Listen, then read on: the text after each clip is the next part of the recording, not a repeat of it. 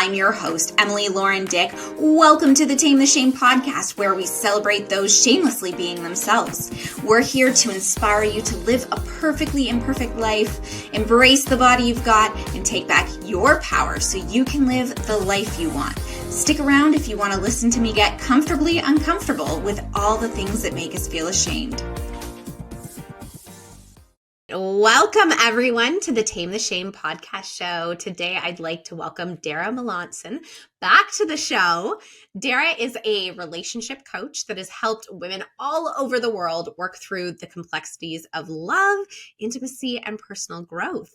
Last time Dara was on the show, we talked about everything from how she called off her 2020 wedding to how important it is for you to get vulnerable in your relationships.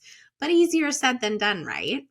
I asked Dara to come back on the show today because I wanted to talk about sexual shame in relationships. So welcome back, Dara. Thanks so much for doing this. Thank you, Emily. I'm so pumped to be back. I always love chatting with you. Okay, so let's just get right to it.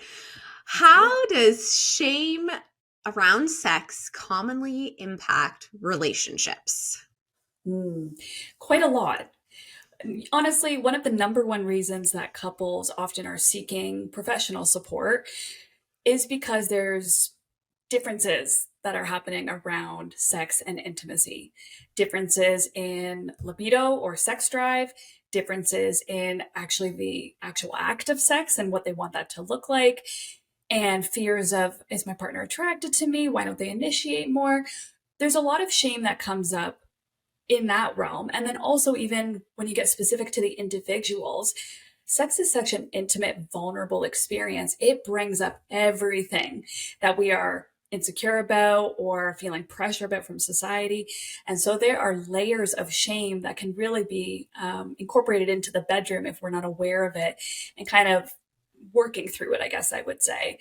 Down to body image, pressures from porn, whether we had a religious background growing up and how that might influence what we're looking for. So there's a lot of shame that can actually enter the bedroom with us, unfortunately. All that stuff.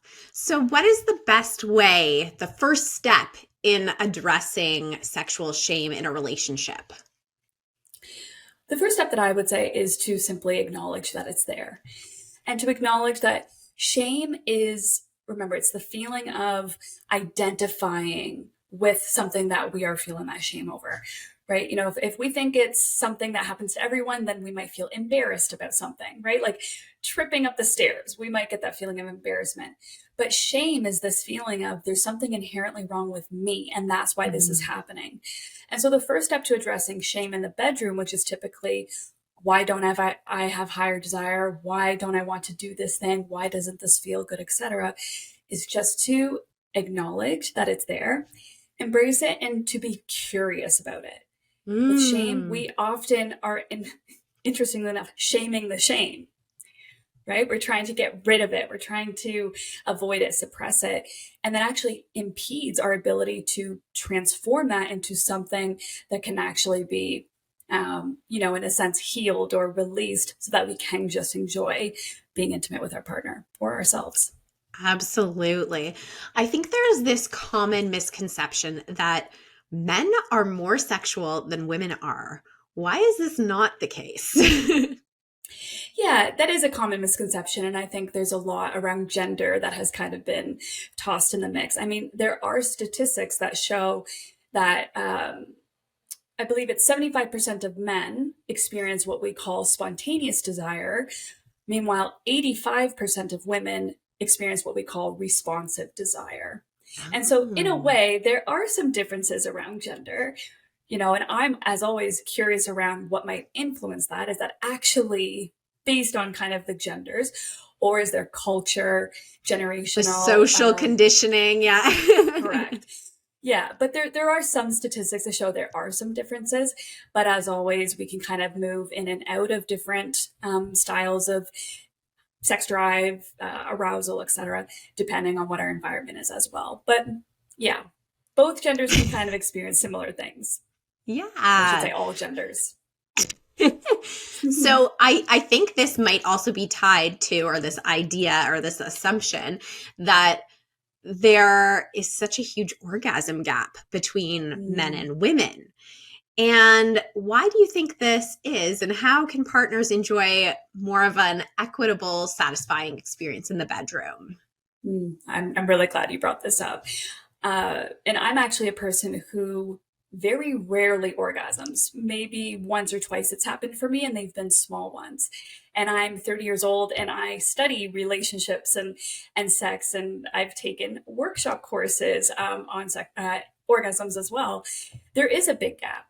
There's a lot of reasons why this happens, but something that I think is important to talk about is how, if you think back to being a child as a girl, and we're watching movies, we're reading books, we're just even the kids at school, there was a lot of normalization around boys masturbating, but there wasn't a lot for Mm-hmm. girls, right? Like we saw in oh, what were those movies? I'm trying to think way back when. I can't think of what they're called. But there were so many teen movies, quote unquote, where, Yeah. the All the parent walks American in. Pie and stuff. Yeah. That's exactly the one, right? Where, the dad walks into the room and the main character is masturbating, and it's like the embarrassment of the parent walking in, but there wasn't a shame. Even I think the dad leaves and he goes, oh, sorry, right? And it's more like, oh, awkward, dad, you walked in on me. But there wasn't, oh, you're doing something wrong. I remember there was a time when I really tried to think of anywhere in pop culture, society, etc., Mhm. where the normalization of a girl masturbating was there. And there really isn't a lot there, or there is now, but not when we were growing up, right? And Yeah. so, in terms of the orgasm gap, just like anything in a sense, for us to really understand what pleasure means for us, how we achieve that orgasm is to know ourselves. And just like Mm. many other aspects of our life, orgasm and pleasure is not something girls/women, you know, historically have been encouraged to pursue, Oh, yeah. especially if you grow up in a religious background like I did. Sex, as we were raised, was just you're there to procreate. And then in Hmm. addition to that, it is about the man's needs, what he wants. You're there to serve. And so, like myself and many others, we grew up also to be what I call givers in the bedroom. Yeah. Giver in the bedroom is the one who is really focused on their partner's pleasure, really focused on fine tuning exactly what makes their partner orgasm and feel so good. And these are the types of people, if you're listening, maybe you've received feedback like, wow, that was the best blowjob I've ever received. Or, oh my gosh, my last partner was never able to get me to this point. I used to receive a lot of this feedback and it would fill me up. Like, right? I thought it did. It was Of like, course. oh, look at Yeah. me doing amazing. Except, after I realized, wow, I have spent almost all of my sexual history understanding and learning and perfecting how to please other people, and next to Hmm. no time not only focusing on myself but receiving. And Yeah. right, and so that alone is a gap. And then you just put it also where men, women fake a lot in terms of orgasms, and I used to do this too. I actually have a shirt that I love, that says no fake orgasms. We are beyond that. But I thought there was something wrong with me, that I wasn't achieving orgasms. And so I started faking Hmm. them because there's all this pressure. And I remember with my former partner, he would get really frustrated and be like, why aren't you, Hmm. And so I subconsciously was like, oh no, I don't want this to be a bad experience, or I'm doing Yeah. something wrong by not achieving climax. And rather than actually considering, like, oh, maybe we both don't understand how to get me there in a sense, and I don't know how to direct this person to get me there, I took on shame that there was actually just something wrong with me, something that would never Hmm. be figured out. It adds so much more pressure too when you feel the pressure of getting to that point. And it's funny because in Mm-hmm. sex education, they never ever. I grew up at a Catholic school as well, or Mm-hmm. so religious background, but we never learned about female pleasure. And the funny thing is, we did hear about male pleasure. And I remember the guys and the girls were separated in grade school when they did some of the sex education. And I remember the guys, their feedback was like, yeah, like the teacher was like, yeah, it's really good, and like for us, it was like, keep it on lockdown, it's, something about a treasure box and whatever and stuff. But there was no mention of the things that we do need to know about female pleasure, which is that it improves menstrual pain. It's a stress reliever. It helps us feel more confident in the bedroom when we understand our own bodies. You know, as coaches, these are things that we need to be talking more and more about. And, female masturbation is so stigmatized. And it's funny because I think I had read a statistic that said it's so much easier for women to reach orgasm solo. Why do you think that is? Well, there isn't this pressure in a way. It's funny though, because there's also this theory that we as women walk around and there's almost this feeling that a man is watching. Like even if we're alone in our home. Oh yeah, the male gaze. The male gaze. We might find ourselves like, walking around a little like cuter, or suddenly we just feel this sense of being watched. And there is this internalized male gaze, as you said. But I think when we're alone, suddenly we are not putting this pressure on maybe to be really vocal like we see in porn. The woman is often really vocal and kind of screaming in a sense. And it's this very kind of intense ordeal. And I know I even got kind of sucked into that. I thought I was supposed to be really vocal and I never actually tuned in like, but am I being drawn to being vocal from somewhere inside me? Or do I think that's what sex is quote unquote supposed to look like and sound like? So to your question, when we're alone, we drop all that and we actually often are able to just be present with ourselves. We are often slower.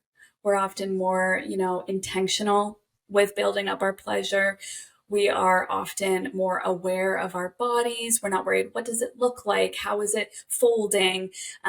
Is this tempo okay? We're not having to care for someone else, which as women, I mean, so many of us were raised to really care for others and their experience. And so when we're doing solo play, we're able to just kind of tap into ourselves. Now, I do want to also add, because I'm one of these women, that just because solo play is easier and, more often for sure can reach orgasm, not always the case. Again, for myself, I have never been able to achieve orgasm on my own, and not for lack of trying.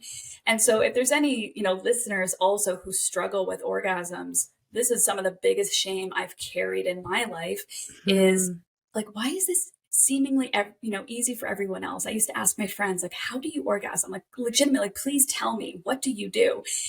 And I would try what they'd say. And for whatever reason, it just felt like my body was broken. And everybody said, and this is where I started too, you have to learn your own body to be able to communicate that to someone else, which I completely agree with.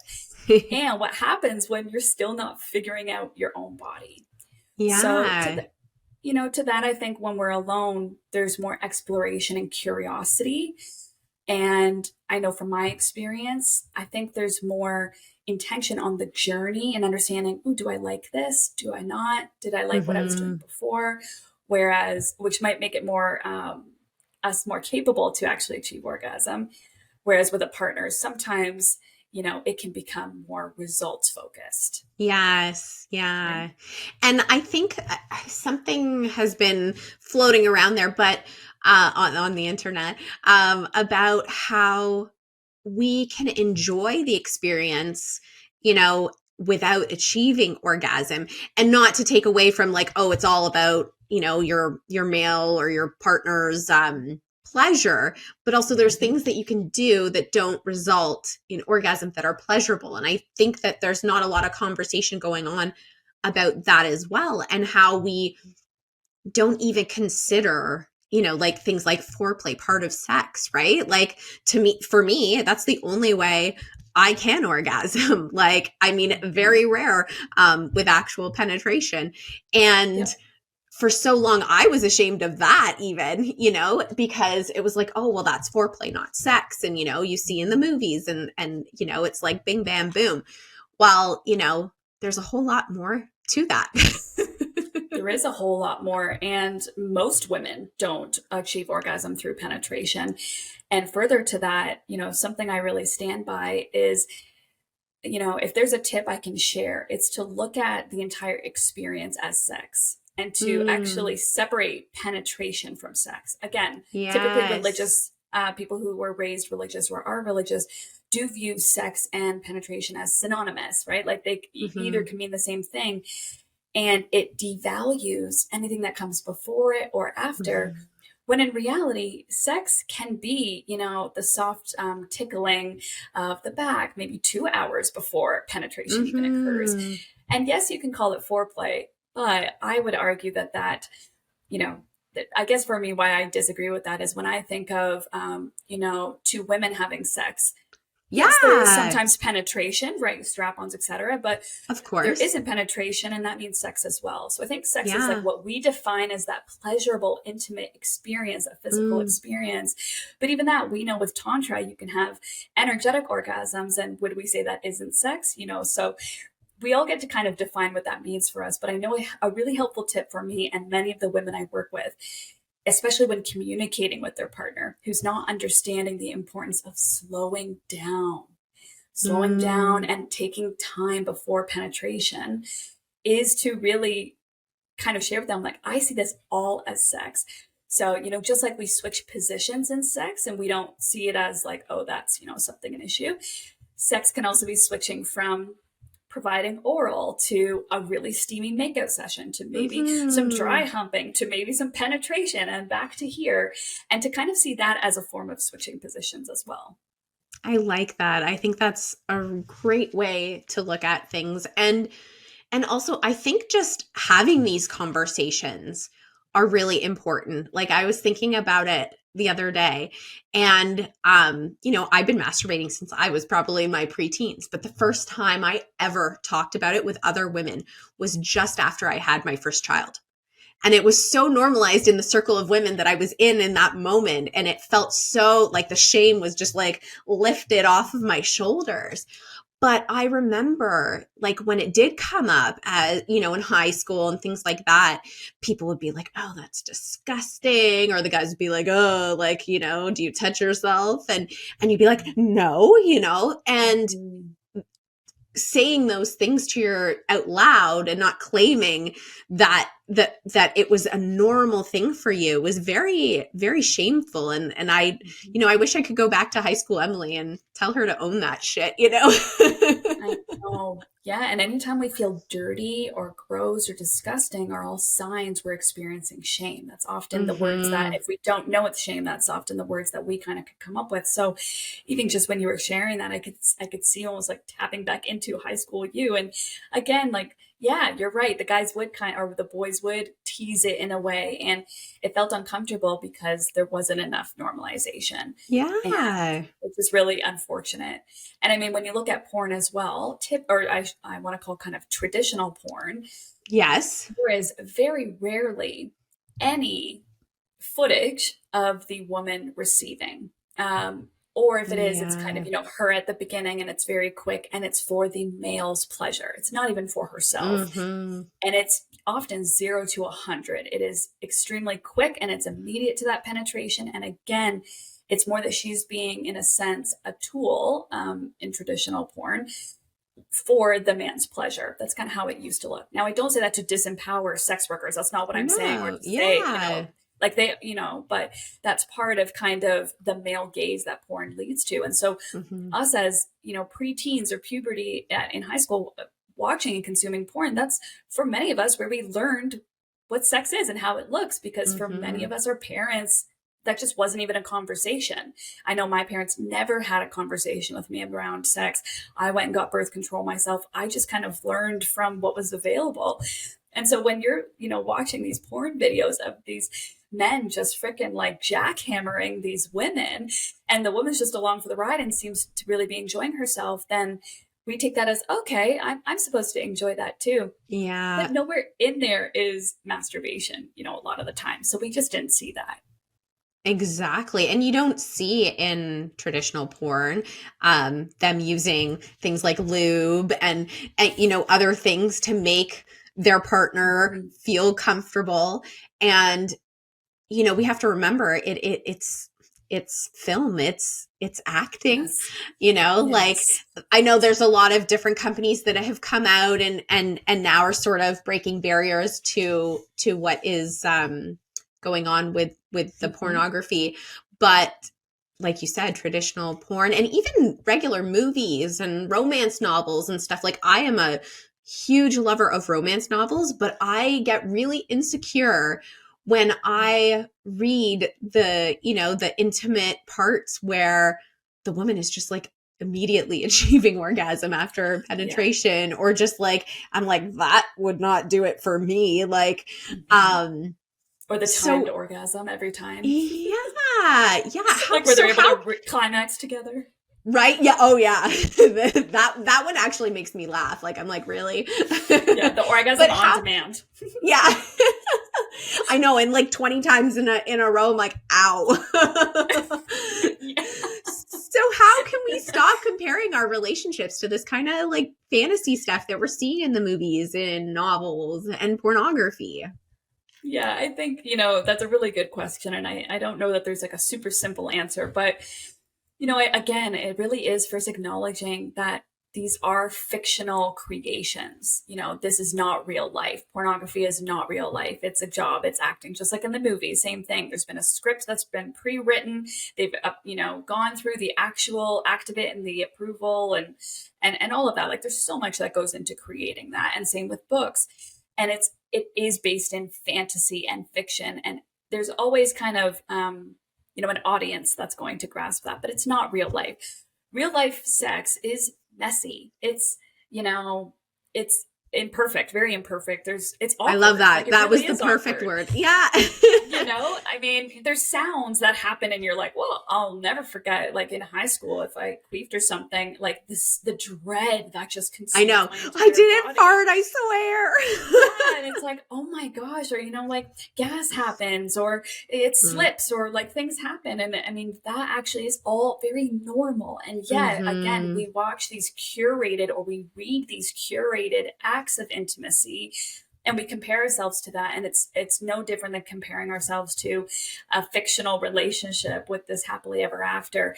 It's not real life. And if we can really ground ourselves and anchor into that when we're consuming media or these stories or whatever it is, to really anchor in, that looks different than what my experience with sex is, and that's okay. We, as Mm-hmm. always, we want to take what resonates from something and leave what doesn't.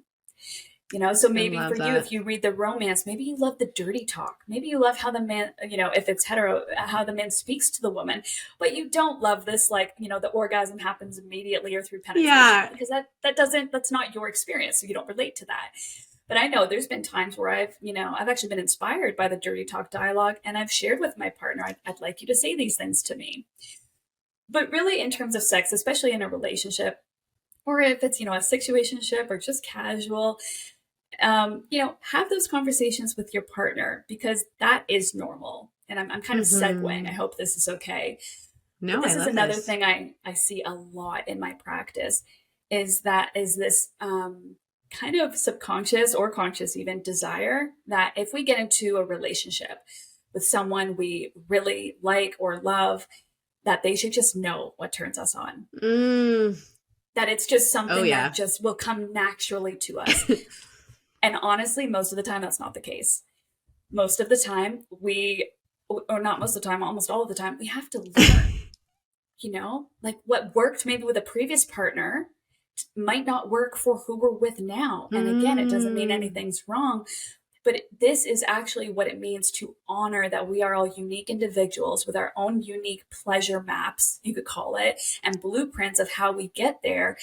And that the more we understand that that is an amazing experience to have, that we are totally unique, I have chills saying it, the less we will compare to others, right? Mm. We even see this in pussies or vulvas, whatever you want to call it. So much comparison for us women in Oh, that. yeah. And then the names that society has come up with Mm-hmm. for any that doesn't look like what's known as the porn pussy, right? Yep. Oh my gosh. And I've experienced this. I had what I saw all the time growing up was called the roast beef one. And who wants their freaking genitals compared to roast beef? Like, I mean, I love a good roast beef Yeah. sandwich, but it Come on. I wasn't mean, it's mean. delicious, but Yeah. And I had so much shame over the beautiful uniqueness of my own body. And then I would project that mm-hmm. shame onto my partners and assume they were thinking that too. And it wasn't until I went to this incredible workshop called Body Sex, which is geared towards women. You show up, it's a single day workshop. You walk in and you're nude the whole time. There's time spent around talking Wow. about, oh, yeah, it's pretty amazing, like immediately. That is really Uh, cool. yeah, I did it in Toronto, here in Canada, and we all walked in immediately are nude, and our ages were anywhere from, I want to say 25 to 55, Yeah. and which was incredible. And then we all sat in a circle, and the facilitator, Katrina Marie, with My Orgasmic Life, if you don't follow her, highly, highly recommend. Cool. She led us through kind of a share circle talking about like what gets in the way of sex for us, body shame, how do we feel about our body, etc. And then the next phase is she teaches us about our own anatomy, because that's also something Mm, that is grossly undertaught in education. The fact that definitely. most of us walk around calling our vulva our vagina, and that's not even what it is. Like, I learned that at 29 years old, and there might be listeners who are learning that for the first time right now. You're Mm-hmm. like, what do you mean? But yes, like what you're looking at is your vulva, not your vagina.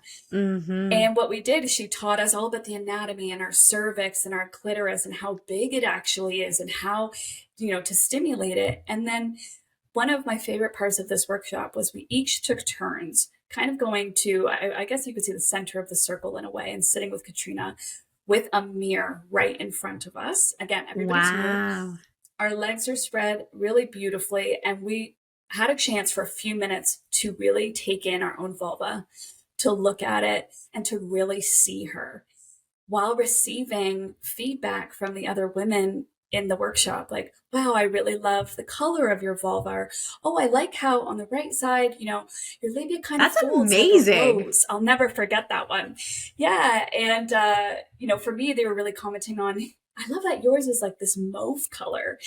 And I remember thinking, like, that's like, mauve is my favorite color. That's my branding. And the fact that these women didn't even know that. And we got to name each other's pussies, which was really cool too. And they all chose to name mine Mauve. And there was something so like, rebellious in a way about reclaiming that our unique pussy is actually something that's incredible and should be like Mm-hmm. celebrated and worshipped and adored. That's really how it felt in that room, in the safest way possible, like sisterhood, just adoring and kind of praising the way our unique bodies looked. It was incredible. I think that's so amazing. And it actually reminds me when I was in university studying body image, I had come across a website, and it was actually, for me, my insecurity was my boobs. And if they measured up to, well, to what I was seeing in porn and other people. And I always had that curiosity, but what do other people look like? What do their nipples look like? And how big are they? And there was this website I came across, and it was literally like, confidential images of women from all over uploaded so that you could see all the different types of bodies, the different ways that their breasts looked. And it made me feel so like normal. I'm like, oh, that looks like me. That doesn't really look like me, but like, and it also made me challenge sort of my own, like, I'd look at some of the pictures and I'd feel a little disgusted, right? Like to be quite honest, I was like, ooh, like, thank goodness I don't look like that. And then it made me realize though that like that's ingrained in us, right? We've been taught that. And one of the things I think is really important too is that, not only are women taught that about their own bodies, but also men or boys are taught to think of women's bodies in that way too, to compare them to what they're seeing in porn and stuff too. So I think they can develop shame when they are attracted to the natural biological bodies that are, present in women and what they look like in the variety that they come in. And I think what ends up happening is we're all sort of like too afraid to say like it's okay, it's normal, because we're always constantly comparing ourselves and the people we're Yes. with to these curated perfect bodies. So what are some Definitely. strategies that you would recommend for someone who is really fixated on their body and not so much immersed in the sexual experience because that's a Mm. big thing for them? So I just want to make sure I understand what you mean. Do you mind kind of saying that one more time for me? Yeah, so women who have body image issues and are Mm-hmm. really focused on how their body appears rather than Mm. enjoying the sexual experience, how can they enjoy the experience more and sort of push aside those body image issues? Is it, talking to their partner? Like what are some strategies that you can recommend? Yeah, and I would say that this is a process to go slow with. I think sometimes if we are impatient in a way to try to get to this, feeling of body positivity, let's say, we can skip some really important steps. So, what I'd recommend first is starting with some journaling, like actually, not being with the body Mm, immediately, but with some journaling. Maybe some prompts could be, how do I feel about my body most of the time?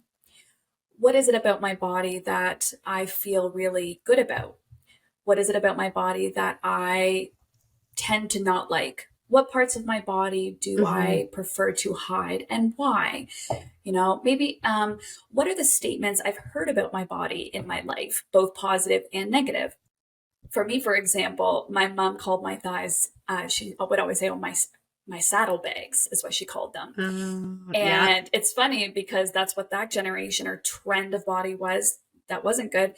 And then, 20, the Kim Kardashian era, I'm like, I have the ideal body type according to this trend.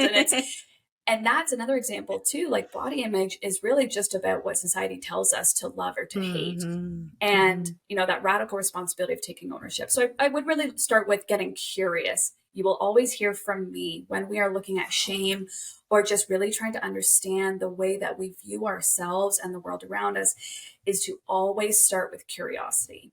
If we are I love coming with that. an right, if we are coming with an agenda or a result that we're really trying to get to, and there's almost urgency and there's an impatience, typically we're not quite ready and we might impede the change we're actually looking for.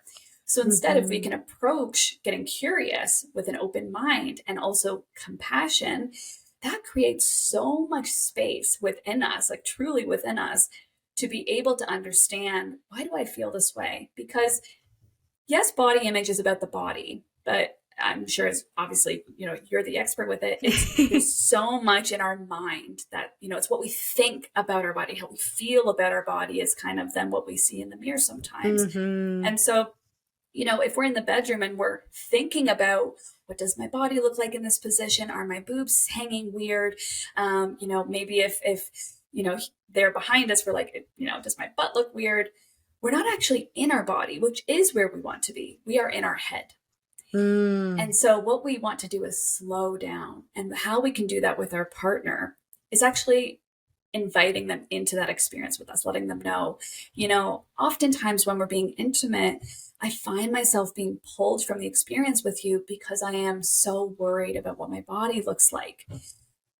More often than not, our partner's going to reassure and go, oh my gosh, not only does that never cross my mind, I absolutely love your body. It turns me on so much. Like, oh my gosh, I can't get enough of you.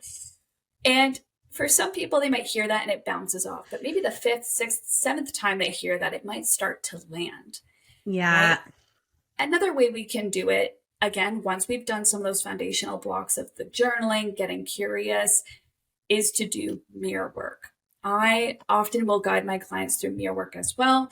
I love that you're like nodding, you know what this is. I love So for mirror anyone, exposure therapy. That's like one of my right? favorite things to talk about.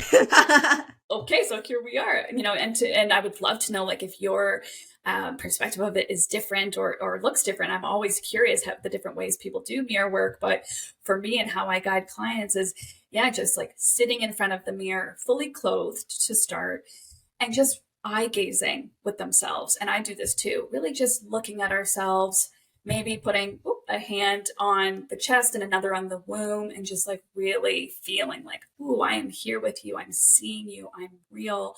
This is my body. This is my home. And slowly, maybe just kind of tickling the arm, getting comfortable with what touch feels nice, starting from a pleasurable experience with ourselves, like a good experience in front of the mirror. Because so often when we look in the mirror, we are disappointed by something we see. And just kind of sitting with it first. Again, we as a society have this sense of urgency and rushing towards something, and we miss actually just being present. Presence is what allows us to change anything. That's what allows change to happen, is just simply being with something and seeing what happens with it.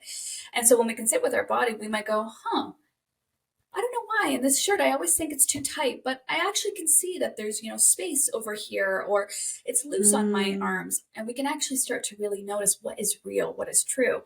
Maybe, for me, I can be at times self-conscious of my arms. And so I will place a hand on it in a loving way, in a gentle way, and caress and go like, okay, arm, you are so strong. You've done so much for me. Trying to get more to a place of neutrality instead of positivity right from the Yes. get-go. It's not realistic to go from I Mhm. hate my arms to I love my arms.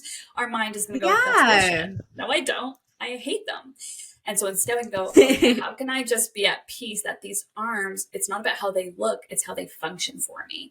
They're what allow Mhm. me to put my clothes on every day, to maybe go throw a football, to have really beautiful slender arms when I'm dancing or like typing on the computer, and to really look at like, how do they show up for me in that way? So in terms Mhm. of the body work, and me, I like to go on some tangents, but it's honestly just familiarizing ourselves with honestly most parts of our bodies that we do our best to never look at.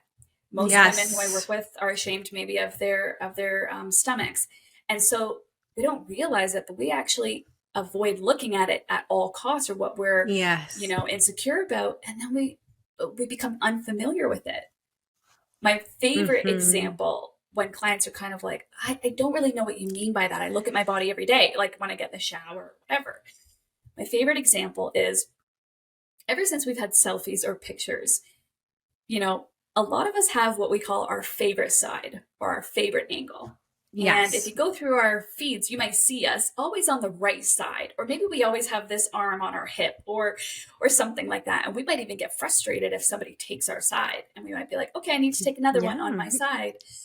And what that often is because if we see a picture of us that was maybe, candid, we didn't pose it in the way that we think that we look our Yeah. best, it's almost like it's shocking sometimes. And we have this visceral reaction of, is that what I look like? And it is because we Mhm. have forgotten what we look like from that side of our face, or that angle of our body. Yeah. And it doesn't mean it's not what we always look like, but we no longer recognize it as us.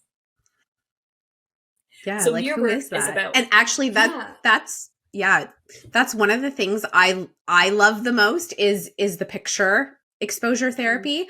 As well, not just like in-person mirror therapy. Like one of the things Right. I think it's so important, like keep those pictures that you find Mhm. you're like, "Oh, I don't like that."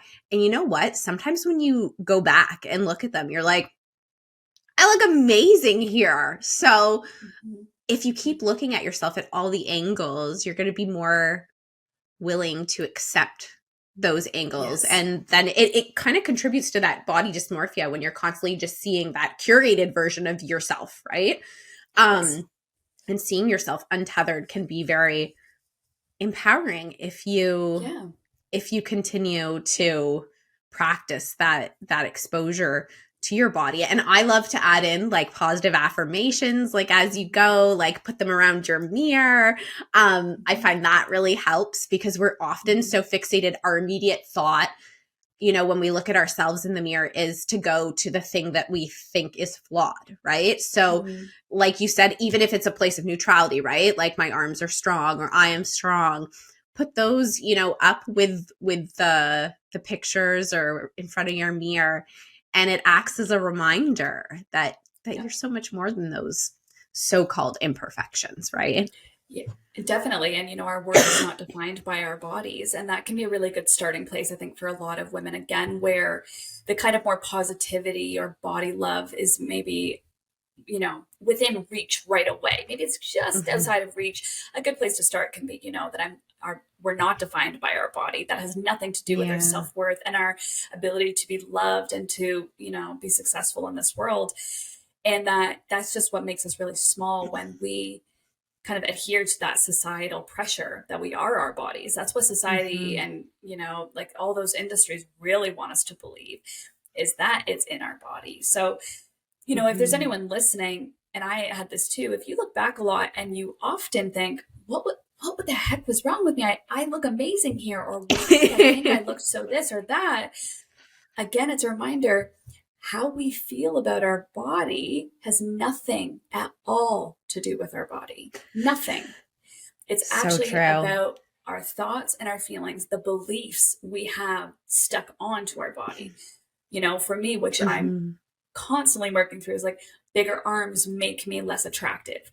That's a thought. That's, an opinion. That's a belief that I told myself over and over throughout my life because I heard my mom say it to herself all the time. So it's now a belief that I have that I'm trying to unlearn, because so many women walk around with the same arms and think nothing of it, right? Mhm. So what our beliefs are, which again are just thoughts that we think over and over, have the power to make us either like something about ourselves or dislike something about ourselves. But what's been proven over and over, how we feel about our body has nothing to do with our body. So if we only focus on Yes. tips that have to do with the physical, chances Yes. are, we're missing a really important aspect of, oh my gosh, what are my beliefs and what am I making my Mhm. body mean about me and my worth? And that Mhm. usually is like kind of that golden ticket to go, oh my gosh, I think if I weigh more than 110 pounds, I won't be successful. Or if I, have a belly, then I won't find the one. There's all these fears that are wrapped up. And so if we can kind of look at those, then we can really take a look at true healing. Yeah. I mean, we touched on before, you're saying one of the most important things in a relationship or situationship or whatever it is to talk about our insecurities and our fears Mm-hmm. around certain things. What are some of the best ways? Like, if someone is like, oh my gosh, how do I even bring this up? What are some of the ways that Mm-hmm. people can effectively start those conversations? Yeah. And maybe it's years into their Yeah. relationship, and all of a sudden it's like, Yeah. okay, like I'm ready. Mhm. It's time. Yeah, yeah, I mean, as always, it's really important that we are kind of communicating what's going on with us. And for some people, it might actually be a step before having a conversation with a partner and actually getting curious around, the ways I feel about my body. Is it possible that I'm being influenced by my partner, which happens a lot? Mm, I have a lot of women where, they weren't self-conscious about something until their partner said it, or they feel wow. compared to, you know, pressures around The body, ex. that sort of thing. That too, which is a bit of a nuanced one. But as always, if I can give a personal example, in my last relationship, I had an active eating disorder that I wasn't aware of right away. And what I know now is that I subconsciously attracted a partner who, I'm not saying he had an eating disorder, but kind of liked the version of me that had a disordered Mm, mentality, the one who was mm. really focused on clean eating and exercising a lot and staying under, a certain weight limit. And so, not trying to say he didn't know I had an eating disorder, but he thought that's what I valued. And so as I started to want to get better and to heal, we had a lot of resistance from my partner, because he's going, but I like that you're like that. I don't, Mm, he had a lot of fat phobia, unfortunately. And I'll yeah. never forget, but it was always wrapped up in care. Something he would always say to me is like, I just, an example, I bought Doritos one time, Yeah. and I also, and I can't remember if I said this on the last episode, so hopefully I'm No, not I don't think repeating. so. Okay. I bought it was during COVID, and I bought Doritos, and I bought like M&M meatballs, Yeah. and like bologna, because I was feeling really nostalgic from childhood. And Uh, he got home from work, and then an hour later he looked so solemn, and he's like, "Can we talk?" And I'm like, "Oh my gosh, what did I do? Like, this is serious." So we sit down, and he's like, yeah. "So I saw you bought Doritos and bologna and these meatballs. Tell me why?" And like, I'm not even exaggerating. And I remember thinking, like, Oh my "Are you for gosh. real?" But I should have known, because, and he was concerned, and his thing was, and he tried to pull out the back of, one of them. And again, this was after I'd gone through therapy, and I had a boundary of not reading nutrition labels. And I remember in that moment Mm. thinking, and he would say, "This can cause cancer and all this." And he threw the meat, like I made meatballs for dinner, and he threw the entire thing out in the garbage, which again is his Oh my prerogative. God. But all of this there was food policing, there was food shaming. We'd be at the grocery store. If I Mm. picked up regular yogurt, he'd beg me to put it back for the fat-free one. If I picked up bread, he'd beg me to pick up the Ezekiel frickin', I don't even know, gluten-free bread Wow. that tastes like cardboard. And I Oh apologize my to anyone gosh. who likes it, but not for me.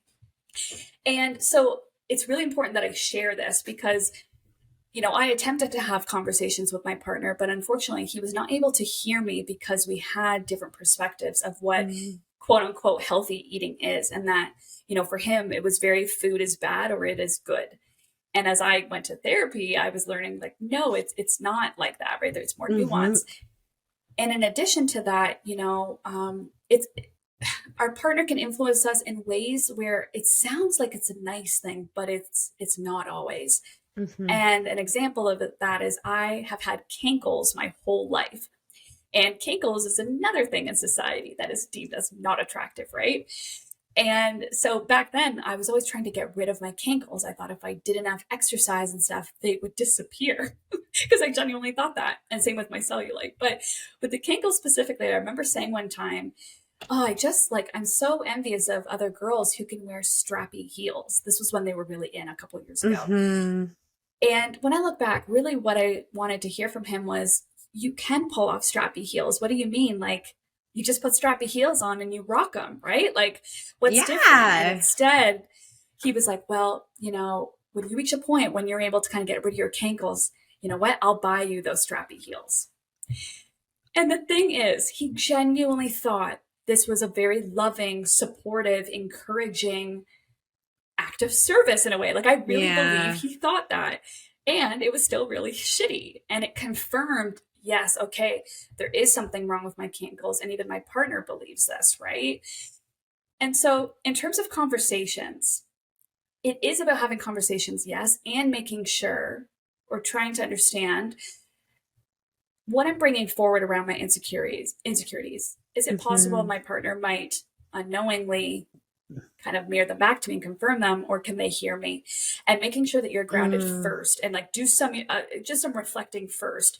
Because let's say I was still with that person, I might, if I was listening now, go back and say, "Hey, do you remember back when we were talking about the strappy heels? I'm realizing what I needed to hear from you was X. You can wear strappy heels. What do you mean? I love your ankles, they're beautiful, whatever." And instead, when you responded this way, it made me think, "Oh, yes, okay, so there is something wrong with these. I do need to get rid of them." Mm-hmm. And what I want to feel from you is that you love my body, right? Like, that would be an Yeah. example kind of a script, right? Because a lot of times we don't realize that we have our own internalized thoughts about bodies that we project onto our partners.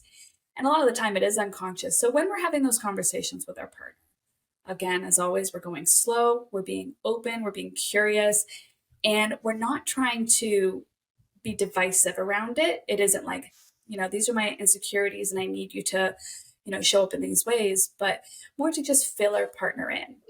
All right. So, for couples who are looking for ways to cultivate a safe and non judgmental space to discuss their desires and fantasies without shame, what are some of the ways that they can do this, without kink shaming each other?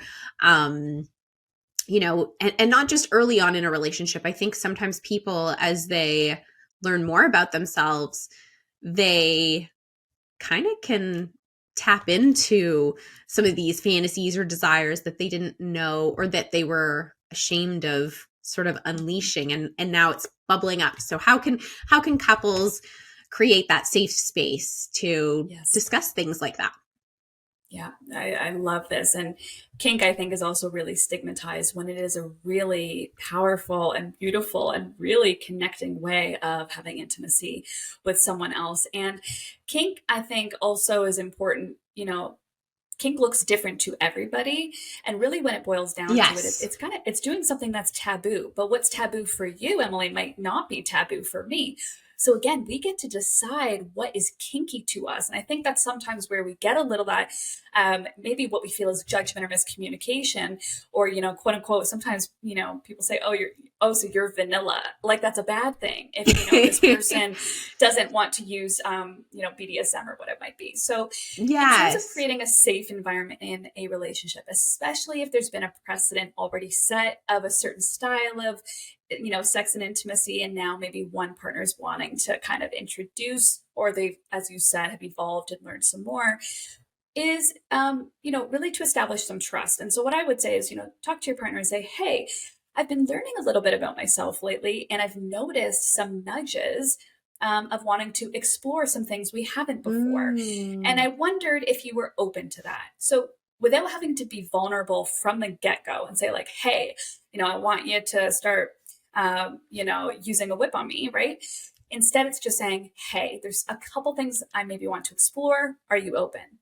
That I allows your love partner to, that. to tune in and go, you know what? I'm not open. Actually, I really enjoy how our sex is. They might say, can you give me more information? But there gets to Hmm. be some collaboration in the conversation, which then can create what I call not just a safe space, and Brene Brown actually said this, but a brave space as well for us to be vulnerable.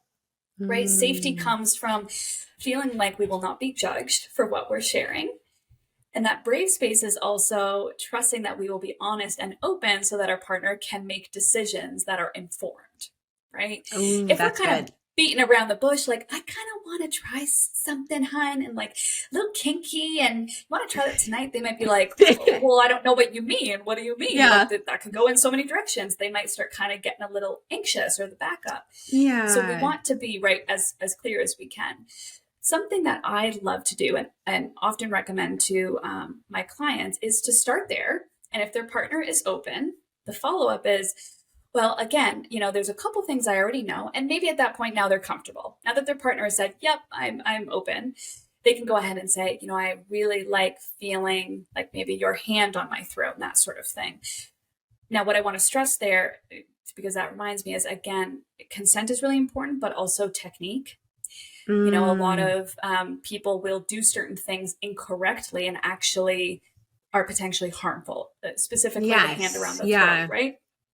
And so I know one of my clients, I had said, if your partner says, yes, okay, I'm in for that, then I want you to both watch a YouTube video, there's a million, on how to properly do Yeah. that. So that your partner, if, Smart. yeah, because, yeah, a lot of times anyway, don't want to get down that rabbit hole. But it's starting there. But something that's really cool, you can Google, and it's for free, a BDSM test. I think it's something like Mm. 50 to 100 questions. It takes maybe 15 minutes. My partner and I did this, early on in our relationship.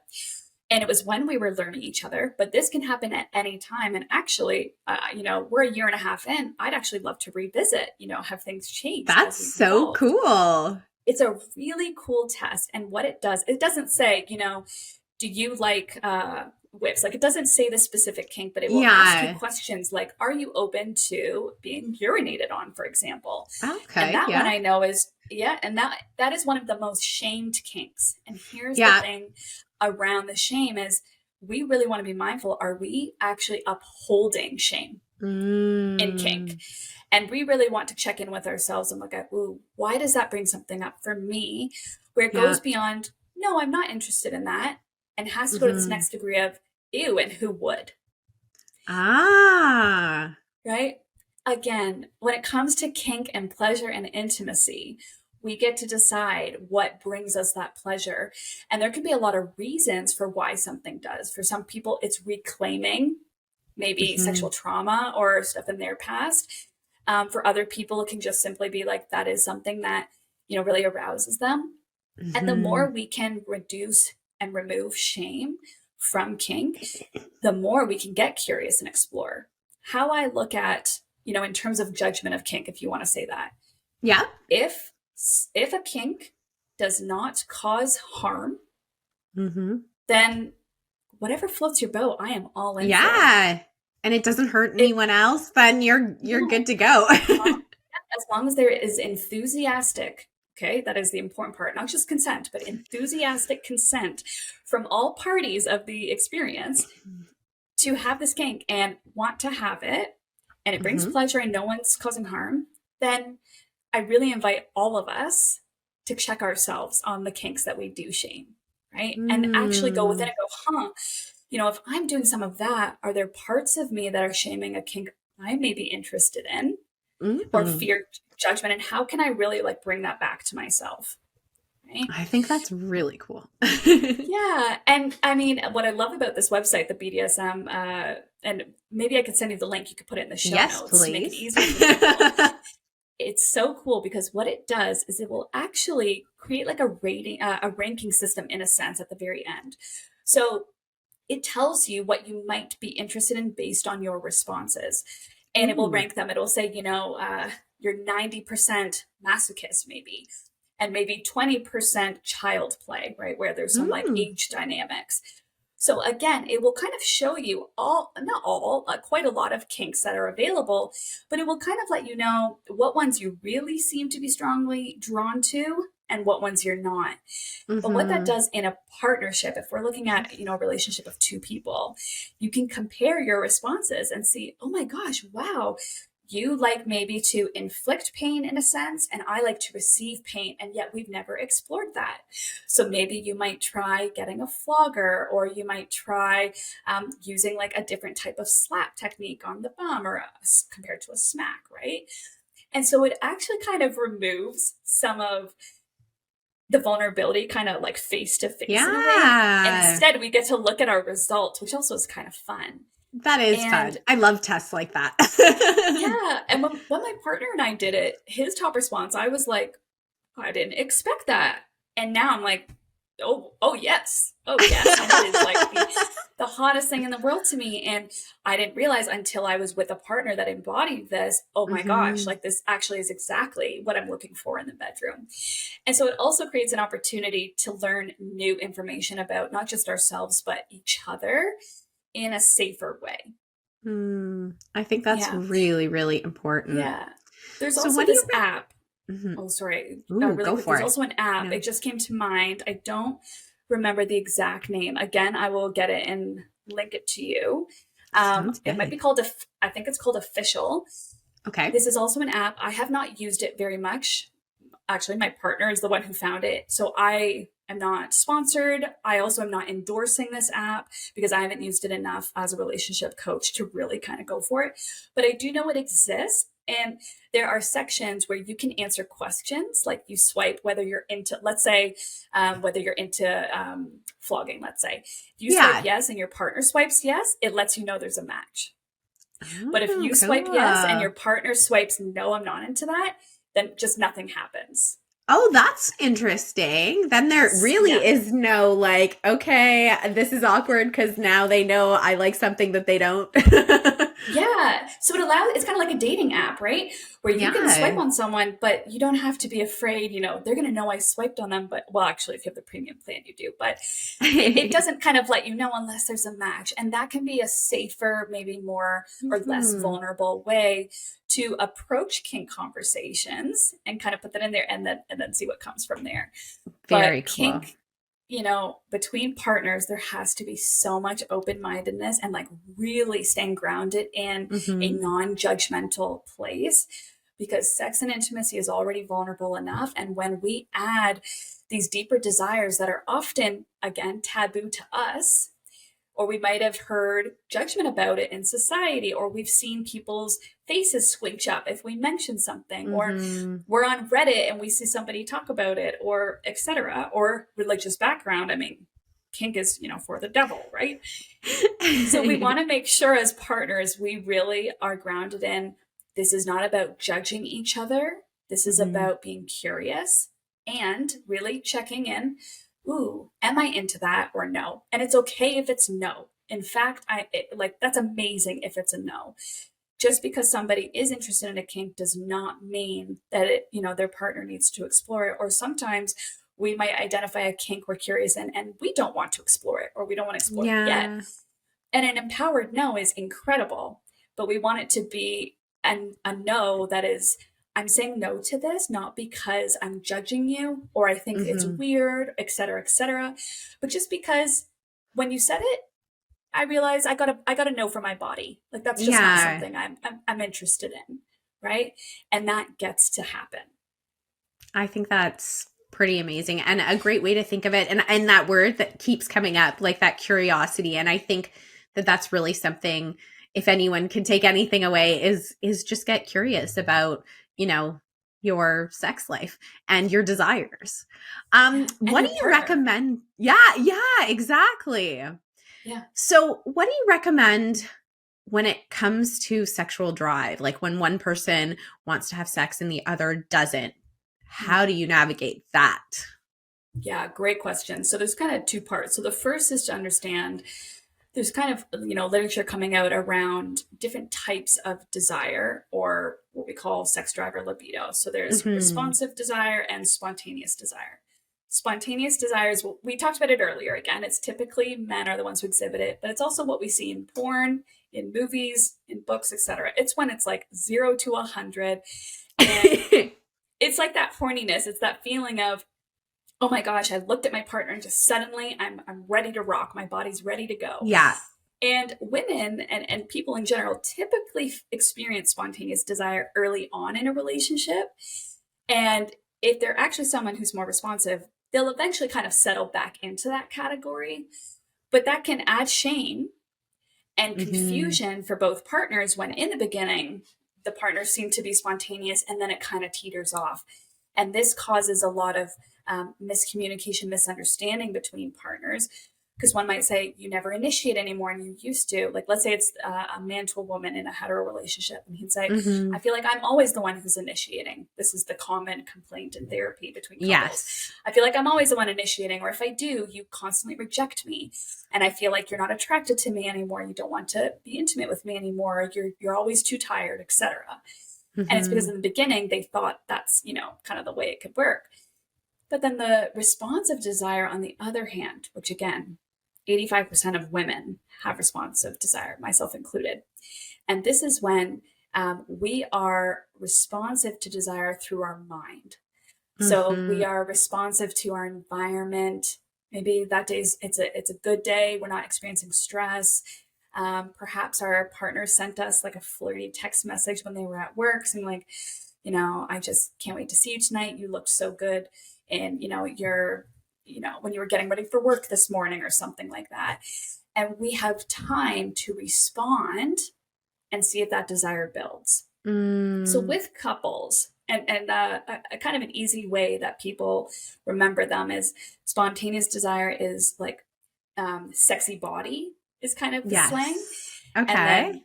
And responsive is sexy mind. Ooh, I like that. So again, the first one, it's like, oh, I feel it in my body. Let's get into it. And the mind's like, I got to get there first. Yeah. So if a couple is experiencing this and where one is like really initiating or has what we call a high sex drive, let's say, and the other one honestly is just kind of not really into it or struggles, then we want to understand that there is that difference in desire, but we want to take it one step further. And a really great way to actually counter it in relationships is to plan intimacy. Now I can already probably hear some listeners going, I'm not doing that. That's even that's even less sexy. Actually, it can be incredibly sexy, because I'm not saying plan penetration. I'm not saying on Sunday night at 8 p.m. we're about to do this baby and have penetration. I'm not saying that. What I'm saying is, plan 8 p.m. on Tuesday to have naked cuddle time. Or on Thursday night, we're going to get into bed. If you go to bed together at the same time every night, we're going to intentionally get into bed 15 minutes earlier so we can simply just make out. Couples in long-term relationships tend to stop making out. It becomes kind of quick pecks, or if there's a makeout, it often leads to sex. And for many of us who have responsive desire, when we start to have pattern recognition, where we recognize, every time I make out with my partner, they're going to take it as, okay, great, we're going to have sex. What are we going to do? We're not going to want to make out anymore because we won't want to, quote unquote, lead our partner on, which is often the feedback many of us get. Well, why'd you make out with me then if you didn't want to have sex? And instead, part of this, and kind of part of the person who has the higher sex drive, is meeting the person with the lower one and finding some in between, just a makeout sesh where there isn't this pressure for it to go somewhere else. Sometimes it does, sometimes it doesn't. It's kind of like going to the gym. Just because we got ourselves to the gym does not mean it's going to be an amazing workout, or doesn't mean we're going to stay there the time we thought we were. Like, yes, often getting to the gym is the hardest part, but it doesn't guarantee it's going to be a mind-blowing workout, right? Yeah. It's the same here. Sometimes that makeout session might be like, yeah, that's all I wanted. But the point of it is it continues to build some of that emotional intimacy while being physical together without this pressure. That's often what's happening between couples, is obligation, expectation, pressure, which that is very unsexy. Yeah. I love that. Yeah. I think the biggest takeaway, I think, from all of this amazing information is that we need to start talking about these things more with each other, with our partners, and just normalizing that sex can look a whole lot of different ways, and to really get curious. And thank you so much for all of your feedback and your vulnerability. And again, remind us where we can follow you online. Yeah, you can follow me at Dara Melanson Co. on Instagram. And again, my website should be uploaded anytime now, but that when it's ready will be daramelanson.com. So if you're listening to this, still go to it whenever that is. It'll either say website coming soon, or she will be ready to be viewed. Amazing. And because I always do it, lastly, if you could offer one final tip to our listeners, what would that be? One final tip would be just to tell your partner that you listened to this podcast and share some of those insights that you took away, and start creating that dialogue with your partner around improving, if that's what you're looking for, or just enhancing your sexual intimacy. I love that. And sometimes it's so much easier to go to your partner when you can say, I read this article, or I heard this podcast. So that's really, really great advice. Yeah. Again, thank you so much for coming back on. We're so happy to have you. Thank you for having me, Emily. As always, it was so good. Thanks for listening to today's episode. Make sure you follow us on Instagram at RealHappyDaughter. And remember that it takes immense courage to be yourself in a world that strives for conformity. So be brave and unleash your inner power.